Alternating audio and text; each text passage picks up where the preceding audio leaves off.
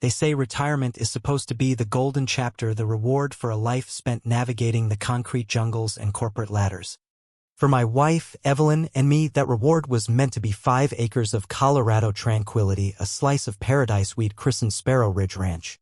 After 30 years wrestling with blueprints and property lines as a real estate engineer and Evelyn navigating the shark-infested waters of corporate law, we had finally found it.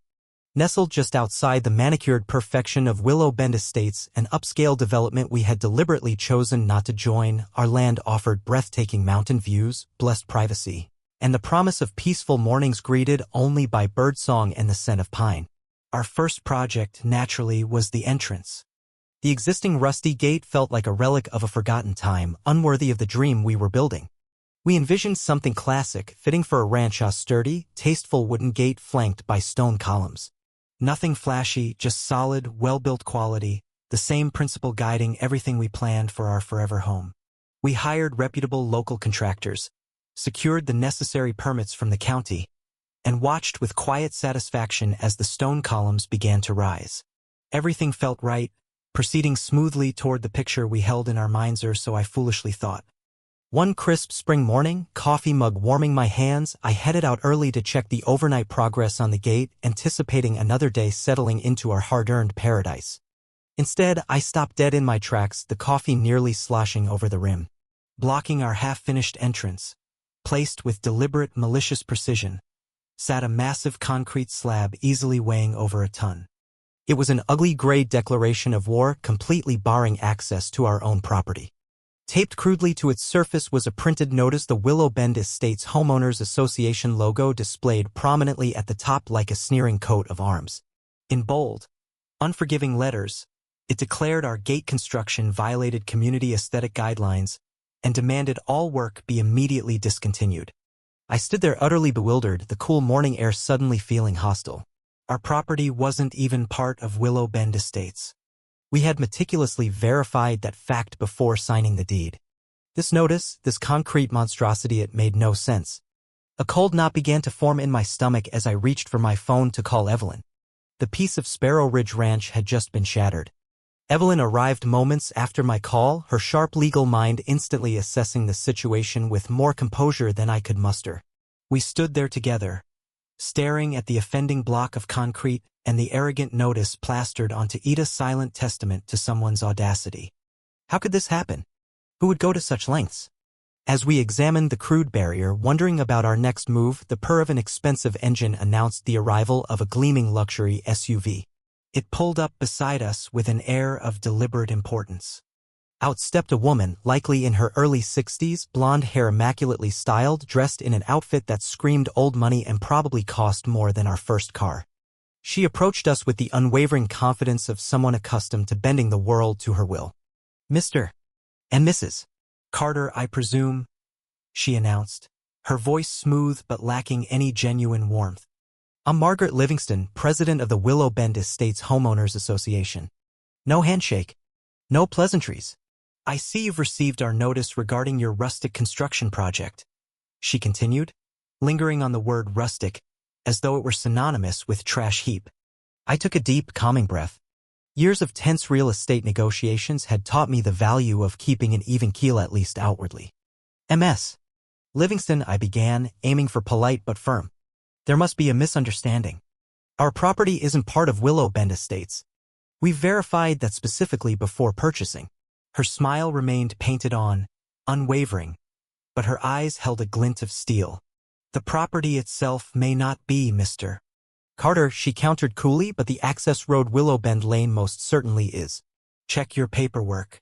This road belongs to our community, and we retain full authority over any structures visible from it. Your little ranch entrance," she waved a dismissive hand toward our half-built gate, "is an eyesore that negatively impacts the property values in our prestigious community." Before I could formulate a response, she produced another document, a formal cease and desist order, already stamped and official-looking. "This has been approved by our board," she stated flatly. "I strongly suggest you comply to avoid further complications. We have excellent connections with the county commissioners, you know." With that thinly veiled thread hanging in the air, she turned, strutted back to her SUV, and drove off, leaving us standing there, the legal document feeling heavy and ominous in my hand. Evelyn, ever the attorney, was already scanning the order. "Mark," she said quietly, her brow furrowed, "we need to double-check those property records immediately. If she's right about the road." Her voice trailed off, but the implication was clear. We headed back to the house, forced to take the long way around, cutting across the corner of our neighbor's property. Colonel Jameson, thankfully a retired military man with no love lost for the HOA himself. Spread across our dining room table, the plat maps and title documents soon revealed the infuriating truth.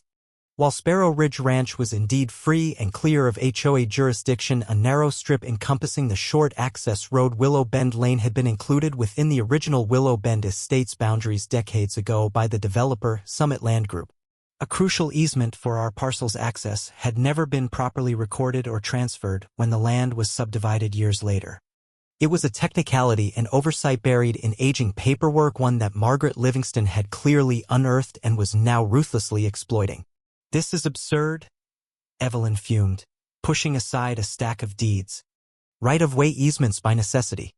They can't just blockade us." I knew she was right, legally speaking, but I also knew HOA fights could be protracted, expensive wars of attrition. Margaret Livingston hadn't just presented a legal argument. She'd thrown down a gauntlet. We needed specialized help. That afternoon, we made the call to Danielle Rios, a name whispered with respect among homeowners who had battled overzealous HOAs. We needed someone who understood not just the law, but the particular brand of warfare Margaret Livingston seemed intent on waging. Danielle agreed to meet us the next day. The battle lines were drawn. They say retirement is supposed to be the golden chapter, the reward for a life spent navigating the concrete jungles and corporate ladders. For my wife, Evelyn, and me, that reward was meant to be 5 acres of Colorado tranquility, a slice of paradise we'd christened Sparrow Ridge Ranch. After 30 years wrestling with blueprints and property lines as a real estate engineer and Evelyn navigating the shark-infested waters of corporate law, we had finally found it. Previous content remains unchanged. Danielle Rios arrived at Sparrow Ridge Ranch precisely at 9 a.m. the next morning. She was a petite woman, sharply dressed, with intelligent eyes that seemed to take in everything all at once. There was no small talk, no wasted time. She sat at our dining room table, scanning the cease and desist notice with a calm, practiced eye before turning to the plat maps we had already spread out across the surface. "Well," she said after a long moment, "I can tell you right now that Margaret Livingston may have a shred of standing on paper, but she's grossly overreaching. This is a textbook abuse of what little authority they might actually have. But proving that and stopping them from bleeding you dry with procedural nonsense? That's going to take some finesse." Danielle steepled her fingers, leaning forward slightly. "The question isn't whether you're right. The question is whether you're ready for the long fight this will become. HOAs like this one, they don't play fair. They count on wearing people down. Fines, liens, threats of legal action. But there's another way." I leaned in. "What way?" "You hit them where it hurts. Control. Their claim hinges on that strip of road. If they don't own it, their whole argument collapses. Has anyone actually confirmed who holds the deed to Willow Bend Lane?" Danielle's gaze sharpened. Evelyn frowned, tapping the table. "The HOA claims ownership, but we haven't been able to find any direct transfer to them from the original developer." Danielle smiled. "Let's check." What followed was hours of digging into the county's online property records, cross-referencing filings and tax documents. By the time the sun dipped behind the mountains, we had uncovered the crack in Margaret Livingston's armor. The road, as it turned out, had never been officially transferred to the Willow Bend Estates HOA. It remained listed under an inactive LLC tied to Summit Land Group, long since dissolved after the 2008 financial crash. Technically, the road belonged to a holding company that had forgotten it even existed. Danielle sat back, grinning like a chess player about to call checkmate. "You might just be able to buy the road right out from under them." My heart raced at the thought. Could we really do that? "I'll make the calls," she said. "Leave it to me." The following weeks were a blur of phone calls, negotiations, and paperwork. Danielle worked her magic, contacting the law firm managing the remnants of Summit Land Group's assets. The response was faster than we could have hoped for. The holding company saw the strip of road as a liability, not an asset. They were more than happy to part with it for a shockingly low price. While the acquisition paperwork moved through the proper channels, we kept the deal under wraps. Margaret Livingston and her board continued their petty campaign, oblivious to the ground shifting beneath them. Notices citing minor violations, the color of our mailbox, the presence of native wildflowers Evelyn had planted arrived with increasing frequency. Gerald Morton, the HOA vice president and Margaret's loyal lieutenant, personally delivered the latest one, smirking as he handed it over. Evelyn, cool as ever, accepted the notice with a polite nod. But inside we were both boiling. Every new notice only steeled our resolve.